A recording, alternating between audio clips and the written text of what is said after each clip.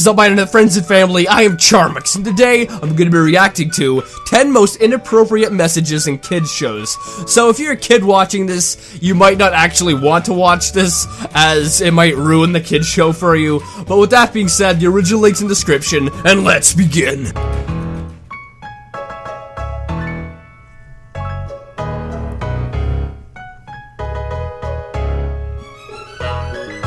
SpongeBob SquarePants is a funny show of nautical puns, annoyingly high-pitched laughter, and rape jokes. In the episode Gary Takes a Bath, SpongeBob and his pet snail Gary are imagining themselves as pirates looking for treasure. SpongeBob finds some bars of soap and pretends that they're gold doubloons. As he hands them over to Gary, he says, "Don't drop them," and gives a cautionary wink. To kids, this just seems like an innocent warning about losing imaginary gold. But this is, in fact, a reference to prison rape. As the legend goes, if one were to drop soap in a prison's community shower, they would have to bend over to retrieve it, while allowing another inmate to, well, you know. This episode was banned in the UK and Australia on 3 separate occasions because of the off-color comedy. Some people will give kudos to the writer for slipping in these kinds of jokes, but I just find it disturbing. It is pretty disturbing. The main antagonist of the 2001 animated hit Shrek was Lord Farquaad, whose name was purposely made to sound like F***wad. There's a scene where the little Farquaad was sitting upright and naked in his bed while drinking an alcoholic beverage. He then demands that the magic mirror show him a picture of Princess Fiona. With an apprehensive grimace, the mirror pulls up a photo of the princess. As Farquaad says, "Ah, perfect," a very subtle movement can be seen underneath the sheets where his crotch is located. Realizing he's getting a little too excited, he quickly pulls up the bed sheets to cover up his growing erection. There's no doubt about it, there's definitely some movement under those sheets. He then looks back at the mirror, embarrassed. Visible erections in a kid's movie? What a little prick. Oh my. Disney's Frozen was an instant smash hit. It had kids across the world singing Let It Go, and had parents clamoring to the toy stores looking for that latest Elsa doll. But there's a part in that movie that has adults snickering to themselves as the kids looked on in confusion. When Anna's talking to Kristoff about the man she married on a whim, he's rightfully skeptical about her knowledge of her newfound fiancé. So he rattles off a bunch of questions to quiz her. After asking about his eyes and last name, he then slyly inquires about his foot size. Anna quickly replies, "Foot size doesn't matter," and looks off to the side, scoffing at the idea. Asking about a man's foot size alludes to the size of a man's penis. When Anna replies size doesn't matter, the young princess is either extremely naive or she's implying that it's not the size of the boat, it's the motion in the ocean.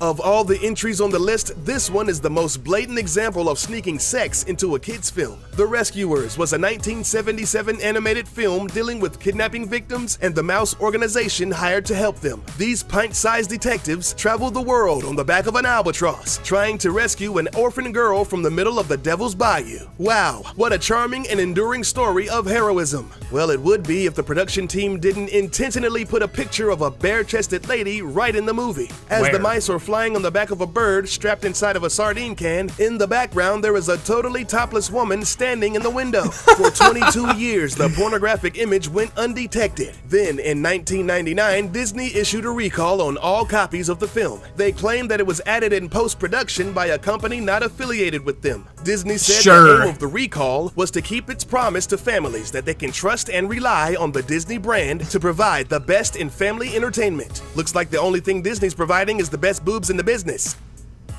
Ah, look at those cute little penguins, tapping their little toes and practicing their sex positions.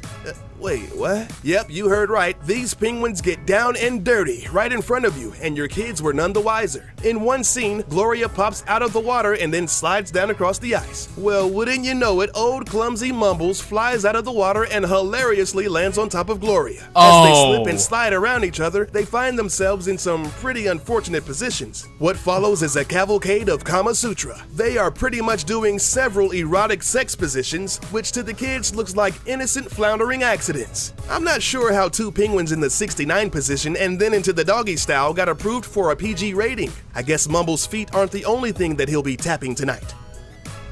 Wacko, Yakko, and Dot are the Animaniacs. This was a show that aired between the mid to late 90s. Steven Spielberg was the executive producer. It was a huge hit with the kids as well as adults, garnering about 1 million viewers every week. Intended to be a children's show, sometimes they would go a little bit too far with the sexual innuendo. In the most extreme instance, while the main characters are trying to solve a crime, Yakko tells Dot to dust for Prince. She returns with the pop musical sensation, Prince. Yakko tells her, no, fingerprints. Dot and Prince share an awkward glance before she says, I don't think so.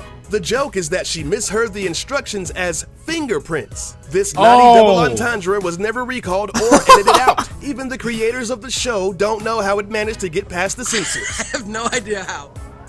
Cow and Chicken was an American animated comedy series on the Cartoon Network from 1997 to 99. It featured anthropomorphic animals, humanoid figures that ate with their feet, and a naked red dude that was literally the cartoon embodiment of Satan. Needless to say, this show had a lot going on. But when they aired the episode Buffalo Gals, the proverbial crap hit the fan. A bunch of manly-looking women storm into the house, immediately get on their hands and knees, and start chewing on the floor. The mother then explains that they are the Buffalo Gals, a motorcycle riding gang that randomly burst into people's homes and chews on their carpet. The term carpet muncher is a derogatory slang for lesbians, referencing the act of gay oral sex. One of the bikers is even named Munch Kelly. Later on in the same episode, they sing about coming out, which could also mean coming out of the closet. When they made this episode, it was like the creators were trying to get their show canceled on purpose. Once the censors found out about the over-the-top innuendo, the episode was instantly banned, and now can only be found in the deepest annals of the internet. The computer animated comedy Madagascar was released in 2005. It's the story of animals who live in the Central Park Zoo, but are accidentally shipped off to the titular island nation. In the movie, two of the main characters, Alex the lion and Marty the zebra, reunite on the beach. Alex is very angry about the entire situation and begins to chase Marty. The zebra then runs away in slow motion. He turns around exclaiming, "Oh, sugar honey iced tea." Some kids may think that this is some sort of cartoon colloquialism, but observant adults will take a look at the first letters of each word. It's evident that the zany zebra is shouting out an alternate phrase to, "Oh shit." Although sugar honey iced tea sounds like a refreshing summer drink, kids should think twice before asking for it at dinner time. Chowder was one of those weird cartoons where you either loved it or you hated it. The Cartoon Network series lasted for 49 episodes from 2007 to 2010. It follows the misadventures of a young chef apprentice named Chowder and his daily exploits under the ever absent-minded culinary coach, Mong Dal. In one episode, Mong and his floating mushroom fairy wife Truffles are in the kitchen standing next to Chowder. Truffle says, "I think it's time to get cooking," and then kisses Mong on the cheek. He blushes, smiles, and his already elongated nose perks up and shakes like an erect penis. They walk off into another room, presumably to have sex, while Chowder says, "Hey guys, where you going? The kitchen is in here." Seeing as how the age demographic for the show was 7 to 12, curious kids were more than likely asking their parents why they left the kitchen to go cook.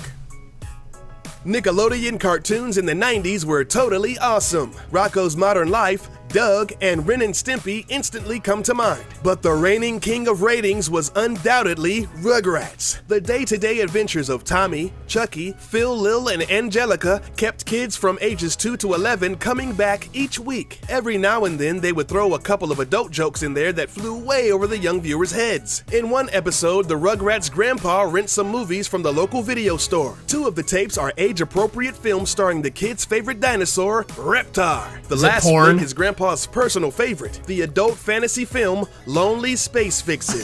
Grandpa gives out a little giggle and then says, "That's for after you go to bed." The film is obviously a porno, so needless to say, once Tommy and Chucky are innocently tucked away under the covers, Grandpa will be in the next room gawking at bare-naked alien booty. My goodness. What the hell were some of these animators thinking when they made this? Like, seriously. Oh, my childhood just gets more ruined every single day. Anyway, guys, I hope you liked this video. This is very interesting, and if you guys liked it, give it a thumbs up, possibly share it with a friend. If you're new, subscribe to join the family today. And with that being said, I'll see you guys next time.